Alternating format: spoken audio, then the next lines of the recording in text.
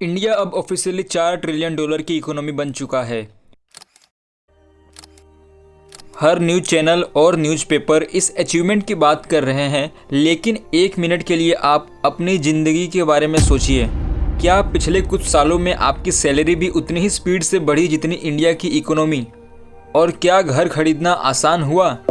साथ ही क्या school fees और हेल्थ केयर सस्ते हुए, या महंगाई आपकी इनकम से पहले भाग जाती है?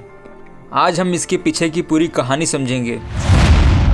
1991 के इकोनॉमिक क्राइसिस के बाद रिफॉर्म्स आए, प्राइवेट सेक्टर खुला, फॉरेन इन्वेस्टमेंट बढ़ी, आईटी रिवॉल्यूशन आया, स्मार्टफोन्स, यूपीआई, स्टार्टअप्स, एक्सप्रेसवेज और इंफ्रास्ट्रक्चर ने इंडिया को दुनिया की फास्टेस्ट ग्रोइंग मेजर इकोनॉमीज में ला खड़ा किया। आज इंडिया लगभग $4 ट्रिलियन इकोनॉमी के लेवल पर पहुंच चुका है। लेकिन सवाल ये है कि क्या हर इंडियन भी उतने ही तेजी से आगे बढ़े? टॉपिक पर आगे बढ़ने से पहले हम जीडीपी की मिसकंसेप्शन को दूर करते हैं। जीडीपी हमें सिर्फ बताती है कि देश ने कितनी इकोनॉमिक वैल्यू क्रिएट की, लेकिन ये नहीं बताती कि उस वैल्यू का कितना हिस्सा एक एवरेज इंडियन तक पहुंचा। इसी से वीडियो का असली सवाल शुरू होता है।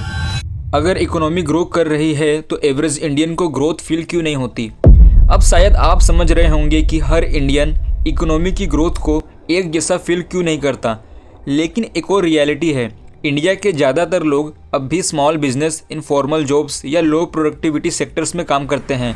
यहाँ सैलरी की ग्रोथ काफ़ी स्लो होती है। इसी वजह से जब न्यूज़ में इकोनॉमिक ग्रोथ की हेडलाइंस चलती है तो बहुत से लोग खुद से एक ही सवाल पूछते हैं, अगर इंडिया इतना ग्रो कर रहा है तो मेरी लाइफ में क्या बदला? और यहीं से एक बहुत बड़ा सवाल खड़ा होता है, why most people don't grow? इसके पीछे सिर्फ एक रीज़न नहीं बल्कि कई रीजन्स है। सबसे पहला, जॉब्स। इंडिया की वर्किंग पॉपुलेशन बहुत तेज़ी से बढ़ रही है, लेकिन उतनी ही तेज़ी से high paying formal jobs create करना अभी भी चैलेंज है। दूसरा, स्किल्स। आज की economy AI, automation, electronics, advance manufacturing और डिजिटल सर्विसेज की तरफ बढ़ रही है, लेकिन करोड़ों वर्कर्स को अभी भी नई स्किल्स की ज़रूरत है। और तीसरा, प्रोडक्टिविटी।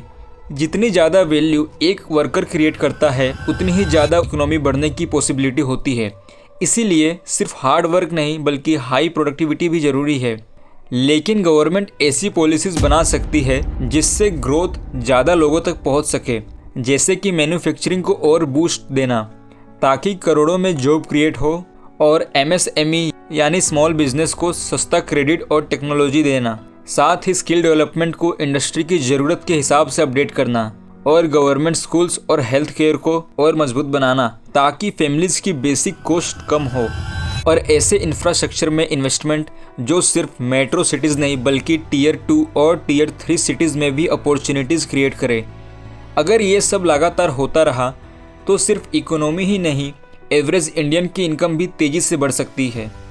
तो जब अगली बार आप सुने कि इंडिया $4 ट्रिलियन इकोनॉमी बन गया है, सिर्फ नंबर मत देखिए, सवाल पूछिए, क्या इस ग्रोथ का फ़ायदा मेरी फैमिली तक भी पहुंच रहा है? असली सक्सेस तब होगी जब इकोनॉमी के साथ एवरेज इंडियन की ज़िंदगी भी ग्रो करे। इसके पीछे आपका क्या ओपिनियन है, हमें कमेंट में बताइए, और ऐसे ही वीडियोज़ के लिए चैनल को सब्सक्राइब कीजिए। मिलते हैं अगले वीडियो में।